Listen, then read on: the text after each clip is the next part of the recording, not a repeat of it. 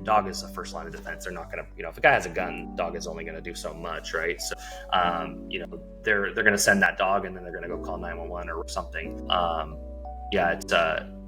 We can do anything with them, but primarily it's the dog is protecting of the owner, because we have some clients that call us and say, hey, what do I do if somebody comes to my house? Like, my dog should light up on him and try to bite him, right? And I'm like, no, because then what happens when the nanny comes over? What happens when your assistant randomly comes over in the middle of the night because she forgot your laptop and you're out of town, or who knows, right? There's all sorts of different scenarios. And now that dog wants to bite that person. So for us, we say, hey, look, like, your dog's not going to react unless you give it the commands. Like, it needs to be on command. It needs to be there. Dogs naturally have instinctual stuff. If they're protection dogs, they have it to an extent. So there's no need to capitalize on that, other than if you have a client that has a specific need for that. But again, that's like I had a client in Santiago, Chile, I did that with. He had like a compound, and so the dogs were like, stick your hand through the fence, they're going to bite you type of dogs.